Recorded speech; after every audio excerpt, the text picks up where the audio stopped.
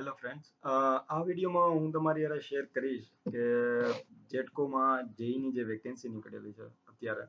તો આની માટે તમારે કઈ રીતના તૈયારી જેઈ માટે, જેટકો જેઈની એક્ઝામ માટે તમારે કઈ રીતના પ્રિપરેશન કરવી, એની પેપર સ્ટાઇલ વિશે કે જે જૂના પેપરો લેવાલા છે એના ઉપરથી હું તમને એની વાત કરીશ કે કઈ રીતના તે પેપરમાં કેટલા વેઇટેજનું ટેકનિકલ હતું અને કેટલા વેઇટેજનું નોન ટેકનિકલ હતું અને કેટલો ટાઈમ હતો. તો આ વસ્તુ હું તમારી હારે આ વિડીયોમાં શેર કરીશ. તો સૌથી પહેલા વાત કરું કે આની જે પ્રીવિયસ એક્ઝામની વાત કરું તો 2013 આ બંને હમણાં લેટેસ્ટ જે લાસ્ટ બે એક્ઝામ છે એ લેવાયેલી હતી અને બંને એક્ઝામ ઓનલાઈન હતી. તો મતલબ કે તમને આના જૂના પેપર મળી શકશે નહીં. જો એની પહેલાના પેપર છે તો એ તમને યુઝફુલ નહીં થાય, કારણ કે 2013 અને 2015માં જે એક્ઝામ લેવાયેલી છે એમાં ઘણા બધો જે પેપર સ્ટાઇલ છે એમાં ઘણી બધી ચેન્જીસ કરેલા છે. તો એની પહેલાના પેપર કદાચ તમને આટલા બધા યુઝફુલ નહીં થાય, અને 2013 અને 2015ની જે બંને જૂની એક્ઝામ છે એ બંને એક્ઝામ ઓનલાઈન લેવાયેલી છે, તો એના તમને જૂના પેપર મળશે નહીં. પણ હું તમને આની જે પેપર સ્ટાઇલ છે અને કેટલા ક્વેશ્ચન છે અને કેટલા માર્ક્સ છે એ હું તમારી હારે આ વિડીયોઝમાં શેર કરીશ. તો સૌથી પહેલે જે જેટકોની પેપર સ્ટાઇલ છે એમાં 80 માર્ક્સનું ટેકનિકલ હોય છે અને 20 માર્ક્સનું નોન ટેકનિકલ હોય છે. 80 માર્ક્સનું ટેકનિકલ અને 20 માર્ક્સનું નોન ટેકનિકલ. તો ટોટલ જે માર્ક્સ હશે એ 100 માર્ક્સનું પેપર હશે અને 100 ક્વેશ્ચન હશે. પર ક્વેશ્ચનના 1 માર્ક. અને આમાં જે ટાઈમ જે છે એ 60 મિનિટનો ટાઈમ તમારે રહેશે. હવે તમે આની પહેલા ઘણી બધી આની પહેલા તમે પીજીવીસીએલ ડિસ્કોમની એક્ઝામ આપેલી હશે, તો એનું પેપર જે હતું, જે પેપર આવેલું હતું એ પેપર મીડિયમ લેવલનું કહી શકાય. જ્યારે જેટકોની તમે એક્ઝામ આપશો ત્યારે એની જે લેવલ છે, એની પેપરનું જે લેવલ હશે એ પેપરનું લેવલ હાર્ડ રહેશે ઇન કમ્પેર ટુ ડિસ્કોમના કમ્પેરિઝનમાં. હવે પેપર કઈ રીતના હાર્ડ બની શકે?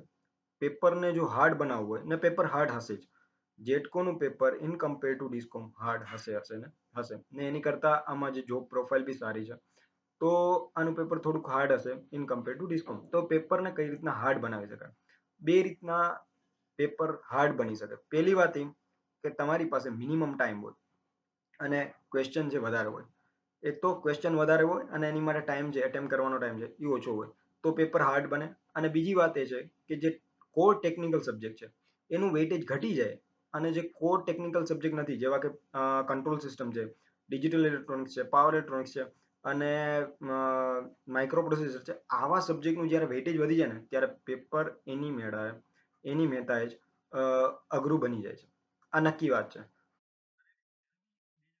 વાત કરું તો એમાં 60 મિનિટમાં 100 ક્વેશ્ચન હતા. જે 60 મિનિટમાં 100 ક્વેશ્ચન કરવા એક એની મેળા જ એક બહુ મોટો ચેલેન્જ છે કે 60 મિનિટમાં 100 ક્વેશ્ચન. ઘણા બધા લોકો ફર્સ્ટ ક્વેશ્ચન થી ચાલુ કરે પણ 100માં ક્વેશ્ચન લગી પહોંચી શકતા નથી. ને આમાં ઘણો બધો લોસ જાય છે. અને જો તમે 100 ક્વેશ્ચનને પ્રોપરલી એટેમ્પ કરશો તો જ તમારા સિલેક્શનના ચાન્સીસ બનશે. એનું કારણ એ છે કે 2013માં જે પેપર લેવાનું હતું એનું લેવલ ઇન કમ્પેર ટુ 2015માં જે પેપર લેવાયેલું એની કરતાં ઓછું હતું. છતાં બી ત્યારે 2013ની વાત કરું તો એમાં જનરલ માટે લગભગ 60ની આસપાસ ક્રાઇટેરિયા રહ્યો હતો. 60 માર્ક્સની આસપાસ જે લોકોને 60 માર્ક્સ હતા એમનું સિલેક્શન થયેલું હતું. પણ જે 2015માં જે પેપર હાર્ડ હોવા છતાં બી એનું જે મેરિટ છે 66 માર્ક એપ્રોક્સિમેટલી રહેલું હતું જનરલમાં. તો તમે સમજી શકો છો કે કોમ્પિટિશન કેટલું વધી ગયું છે. હાર્ડ એક્ઝામ જે હાર્ડ બને છે અને જે મેરિટ છે એનાથી ઉપર જાય છે, તો તમારે મહેનત વધારે કરવી પડશે.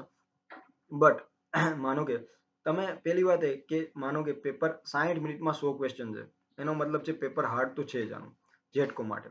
આને આ એક બહુ મોટો ચેલેન્જ છે. ઘણા લોકો 100 ક્વેશ્ચન લગી પહોંચી ન શકતા. તો આની માટે હું તમને એ સજેસ્ટ કરીશ કે તમે જ્યારે બી એક્ઝામ દેવા બેસો ત્યારે એક વસ્તુ મનમાં રાખવાની, એક ક્વેશ્ચન વાંચવાનો. ઓકે, ક્વેશ્ચન વાંચો, આવડે છે તો ટીક મારો, નથી આવડતો તો સ્કીપ કરો. કોઈ બી ક્વેશ્ચનમાં અટવાઈ જતા નહીં, નહીતર તમે 100માં ક્વેશ્ચન લગી પહોંચી શકશો નહીં. માનો કે કોઈ ન્યુમેરિકલ આવ્યો અને ન્યુમેરિકલ માનો કે એક ઇક્વેશનનો છે, એક ઇક્વેશન મૂકો, સોલ્વ કરવાનો ટ્રાય કરો, નહીં સોલ્વ થયો સ્કીપ કરો. ત્યારે જ તમે 100માં ક્વેશ્ચન લગી પહોંચી શકશો. અને 100 ક્વેશ્ચન પૂરેપૂરા 100 ક્વેશ્ચન લગી પહોંચવું બહુ જરૂરી છે. ભલે તમને નથી આવડતા તો તમે ક્વેશ્ચનને સ્કીપ કરતા જાઓ. પહેલો ક્વેશ્ચન સ્કીપ કરો, બીજો આવડે તો બીજાને ટીક કરો. તમારે 100 ક્વેશ્ચન વાંચવા પડશે 100%. જો તમે 100માં ક્વેશ્ચન લગી નહીં પહોંચ્યા તો તમારું સિલેક્શન થવું બહુ મુશ્કેલ છે. તો આમાં ટાઈમના ક્રાઇટેરિયાને બહુ સારી રીતના યાદ રાખજો અને 100માંથી 100 ક્વેશ્ચન અટેન્ડ કરવાની પૂરેપૂરી ટ્રાય કરજો કે તમે 100માં ક્વેશ્ચન લગી પહોંચો. આમાં ઘણી વખત એવું બને કે માનો કે તમને કંટ્રોલ સિસ્ટમ છે, માઇક્રો પ્રોસેસર છે, એ પેલા 10 ક્વેશ્ચન, પેલા 12 ક્વેશ્ચન, 15 ક્વેશ્ચન તમને એવા આપી દે અને તમને એવું લાગે કે ઓહો પેપર બહુ હાર્ડ બની ગયું અને તમે એમાં ને એમાં અટવાયેલા રહો અને લાસ્ટમાં જે તમારા 80 જે બાકીના 40-50 લાસ્ટના જે ક્વેશ્ચન હોય એ તમારા પાવર સિસ્ટમના ઇઝી ક્વેશ્ચન હોય. તો માનો કે તમે ત્યાં લગી ન પહોંચો તો તમારે જે બેનિફિટ હતું, તમને જે ક્વેશ્ચન આવડતા હતા છતાં બી તમે એને એટેમ્પ ન કરી શકો તો એનું બહુ તમને ડિસએડવાન્ટેજ થશે. અને તો આ વસ્તુને ધ્યાન રાખજો કે માનો કે પેલા 10 ક્વેશ્ચન 12 ક્વેશ્ચન કદાચ હાર્ડ હોય, કદાચ તમને નહીં બી આવડે તો તમે એને એકવાર વાંચો, નથી આવડતો સ્કીપ કરો, પાછું એના ઉપર આવવાનો તમને ચાન્સ નહીં મળે. એના ઉપર આવવાનો કે તમે એમ વિચારશો કે હું 100 ક્વેશ્ચન પેલે અટેન્ડ કરી લઈશ પછી એના ઉપર આવીશ, એ બહુ મુશ્કેલ છે કારણ કે 60 મિનિટમાં 100 ક્વેશ્ચન તમારે અટેમ્પ કરવાના છે. સેમ ટુ સેમ આ જ વસ્તુ જીપીએસસીમાં બી છે. જીપીએસસીમાં બી આ જ રીતના છે. તો જેટકોમાં આ વસ્તુ ટાઈમનો ક્રાઇટેરિયા બહુ સારી રીતના યાદ રાખજો. હવે બીજી વાત તમારી હારે કરું કે લગભગ 60 આનું જ્યારે બી હાર્ડ પેપર, બીજી વાત કે નોન ટેકનિકલ પોર્શન વધી જશે. હવે નોન ટેકનિકલ પોર્શન કદાચ વધી જાય, માનો કે હાર્ડ પેપર નીકળે અને નોન ટેકનિકલ પોર્શન જેમ કે control system, non technical means કે કોર સબ્જેક્ટ, જે નોન કોર સબ્જેક્ટ નથી ઇલેક્ટ્રિકલમાં, એવા સબ્જેક્ટનું વેઇટેજ વધી જાય. માનો કે કંટ્રોલ સિસ્ટમ વધારે પૂછી દે, માઇક્રો પ્રોસેસર પૂછી દે, મેથેમેટિક્સમાંથી લાપ્લાસ પૂછી દે, આવું બની શકે.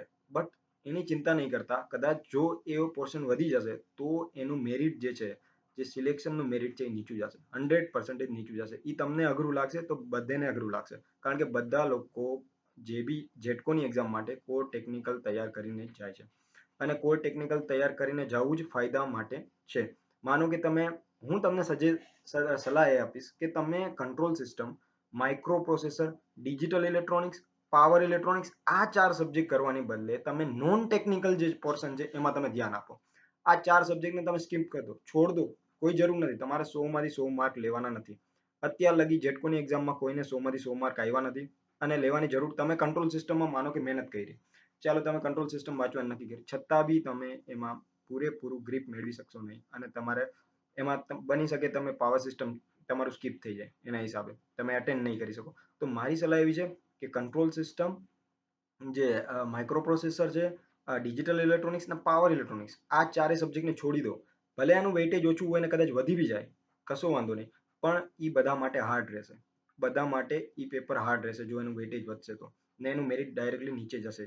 હવે વાત કરું તો આ 4 સબ્જેક્ટને છોડી અને તમે નોન ટેકનિકલ જે સબ્જેક્ટ છે, નોન ટેકનિકલમાં તમારે 20 માર્કનું નોન ટેકનિકલ છે, આમાં તમારે સ્કોર કરવો જ પડશે. જો તમારે સારો સ્કોર મેળવવો હોય તો બધા લોકો પાવર સિસ્ટમ કરીને જશે, ટ્રાન્સમિશન ડિસ્ટ્રીબ્યુશન જે કોર ઇલેક્ટ્રિકલના સબ્જેક્ટ તો કરીને જશે.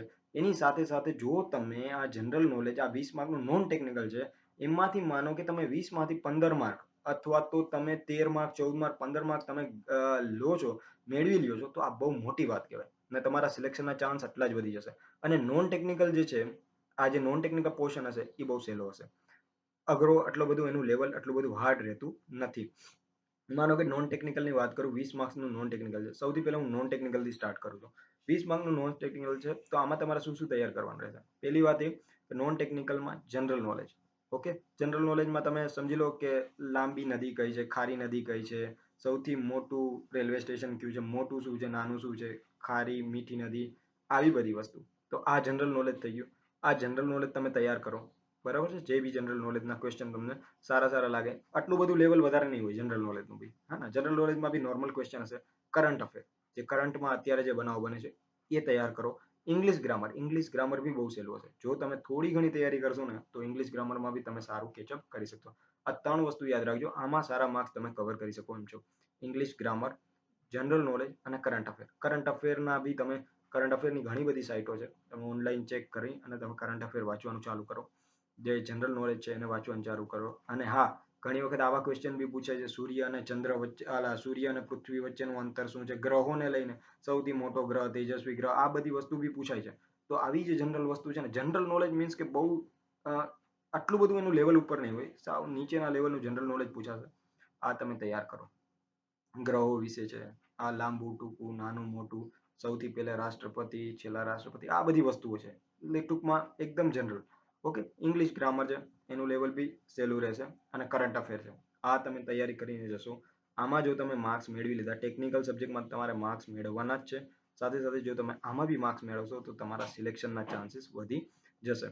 આ તો 20 માર્ક્સનું મેં તમને વાત કરી કે જનરલ નોલેજ, કરંટ અફેર અને ઇંગ્લિશ ગ્રામર.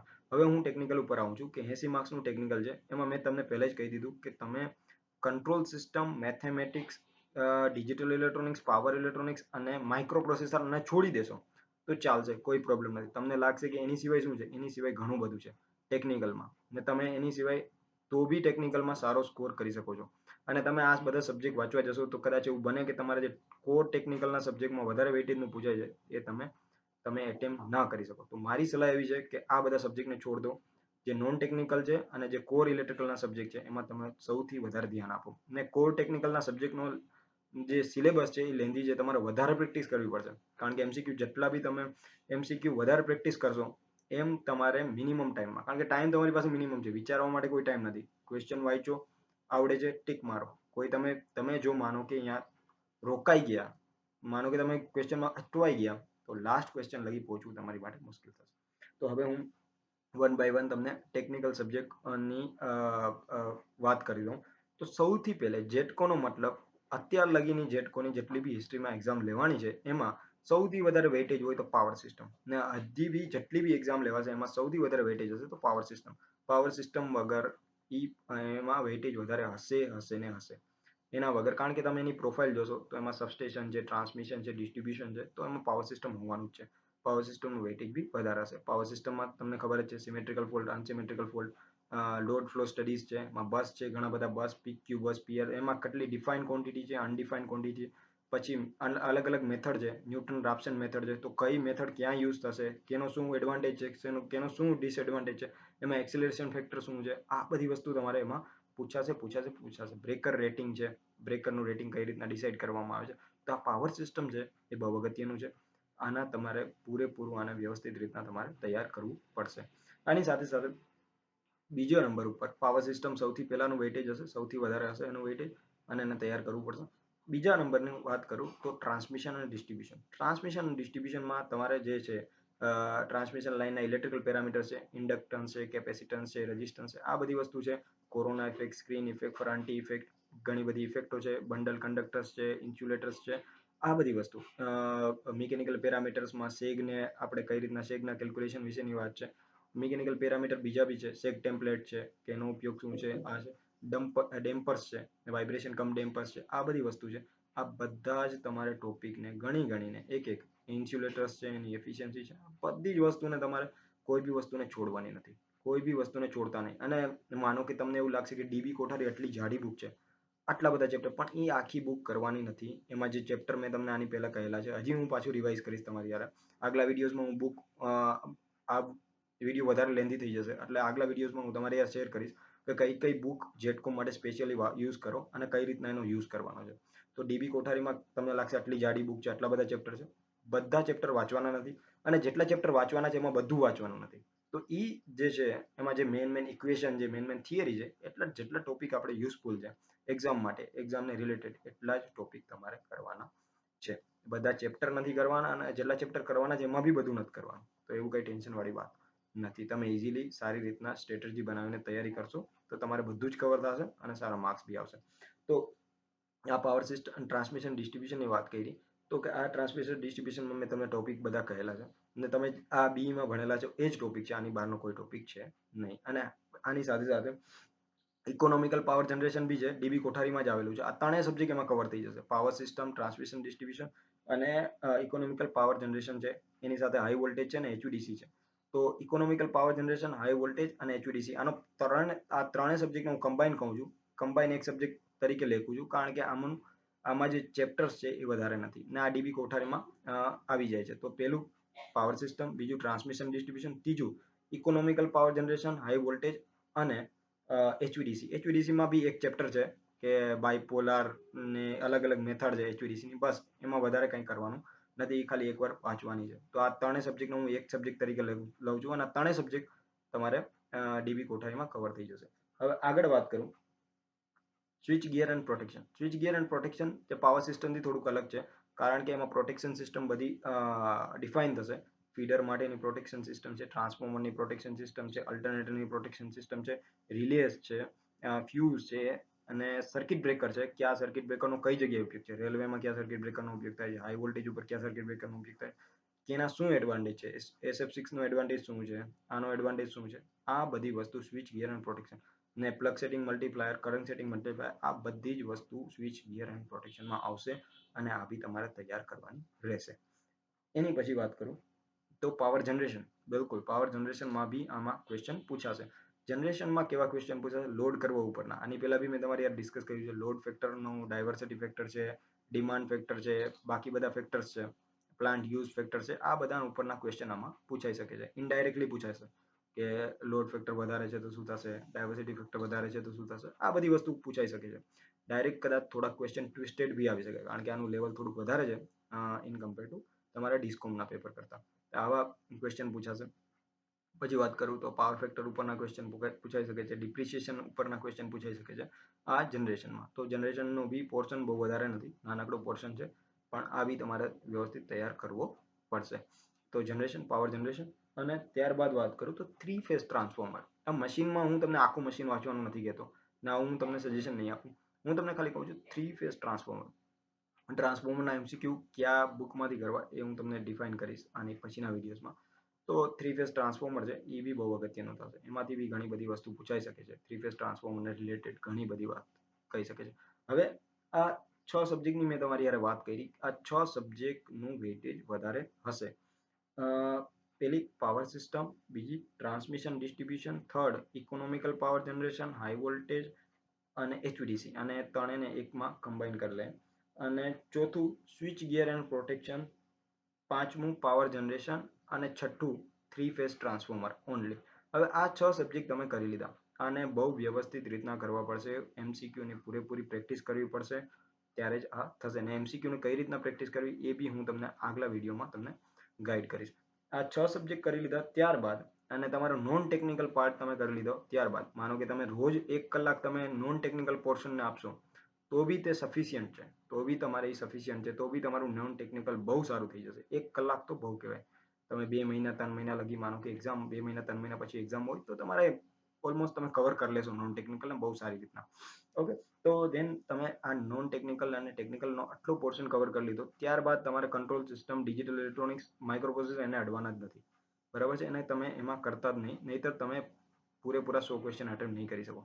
બીજી વાત, ત્યારબાદ માનો કે પછી બી તમારી પાસે ટાઈમ રહે તો તમારે 3 phase induction motor, single phase induction motor અને મેઝરમેન્ટ, આને ખાલી એકવાર વાંચવાના છે.